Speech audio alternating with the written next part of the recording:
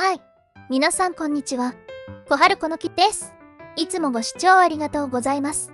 本日は、高 IR 発表、注目有料銘柄、その2と題してお送りいたします。はじめに、クリーマ、証券コード4017についてお伝えします。クリーマは、EC 市場で、ハンドメイドマーケットプレイスの企画、開発、運営を行う会社です。クリーマは前期の業績が上振れして着地し、今期は 82% の増益という発表がありました。24年2月期の連結経常損益は6800万円の黒字に浮上し、従来予想の2100万円を3倍以上も上回りました。やはり3倍といえばシャア専用ザクですよね。25年2月期は前期比 82.4% 増の1億2400万円に拡大する見通しです。また、第4クォーターの連結経常損益は5400万円の黒字に浮上し、売上営業損益率は前年度期のマイナス 9.3% からプラスの 6.7% に急改善しました。配当については、前期の配当を見送り、今期の年間配当は未定としています。もし配当を実施するとなれば、株価に良い影響を与えるでしょうね。株価の動きを見ると、2月15日に281円の安値をつけて、4月12日に400円のストップ高をつけました。時価総額が 26.9 億円と低く、信用改ざんも多いので、要注意ですね。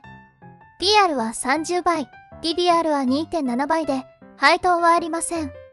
ROE は 10% 以下で、自己資本比率も 30% 以下です。それでは、AI による株価の予想です。現在の株価400円に対して、目標株価は472円で 18% の上昇余地があります。業績の急回復と配当に期待ですね。続いて、ローツェ、証券コード6323についてお話しします。ローツェは、ウェハーやガラス基板の搬送システム最大手です。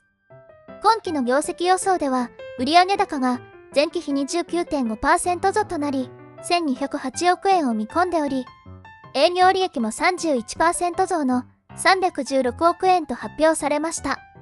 売上高と営業利益は2期ぶりに過去最高を更新する見通しとなりました。この好業績は中国市場での急激な需要増によるもので、今後増産体制を構築していくとのことです。決算発表では、24年2月期の売上高が前年比 1.3% 減の932億円。営業利益が 8.6% 減の241億円だったことも発表されました。また、8月末を基準日として、株式の10分割と自社株買いの実施も発表しました。今期の配当は、前期実績の 13.5 円から実質増配となる16円を予定しています。株価は高値でしたが、10分割によって買いやすくなりますね。株価ですが、やはりストップ高をつけていますね。PR は21倍、PBR は5倍、配当利回りは 0.6% と、株価の上昇により割安感は薄れています。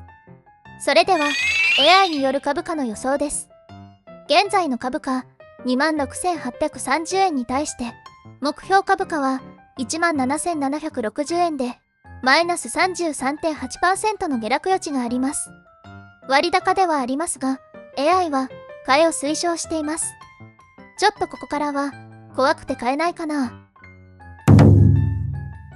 最後に、ここを外すわけにはいかないですね。ファーストリテイリング、証券コード9983についてお伝えします。ファーストリテイリングは、ユニクロを中心に、ファストファッションの製造から販売を行う企業です。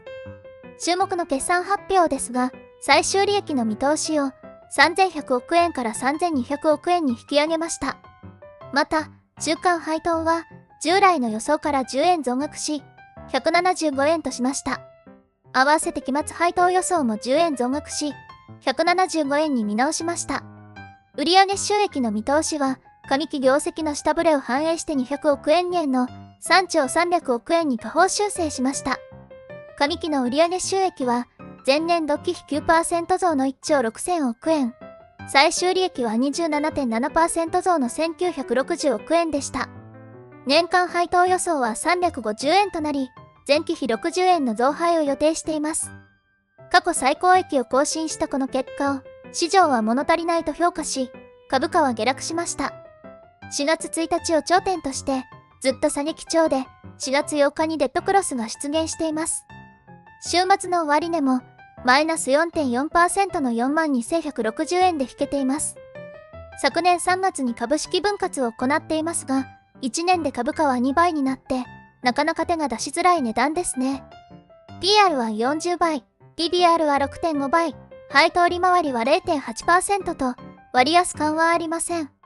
柳井社長は、中国での商品製造と出店を加速させていますが、いわゆる、チャイナリスクを考えると、危険な感じがするんですよね。11月にはアメリカ大統領選挙があるので、状況によってはさらにリスクは高まるでしょう。円安とインフレと人手不足で、現在の業態が維持できるのか？柳井社長の手腕に注目ですね。それでは、AI による株価の予想です。現在の株価、42,160 円に対して、目標株価は 42,603 円で、1.1% の上昇余地があります。4万円を割れても、まだ割高な感じがしますね。今回も IR 発表に基づいて、銘柄を選択しました。良い決算を発表しても、必ずしも株価は上昇するとは限りません。よく、株価は人気投票だ、と言われます。客観的に良い数字であっても、みんなが認めなければ、株価は下がります。あまり自分の考えに固執しすぎずに、うまく市場の波をつかんでくださいね。今回の動画は以上になります。これからも投資に関する様々な情報を配信していきます。今後も継続して見てみたいという方は、ぜひチャンネル登録をお願いします。また、今回の動画が役に立った、参考になった、面白かったという方は、高評価のボタンをクリックしていただけると、今後の動画作成の励みになります。その他、ご意見、ご要望などあれば、ぜひコメント欄にご記入ください。それでは、最後までご視聴いただき、ありがとうございました。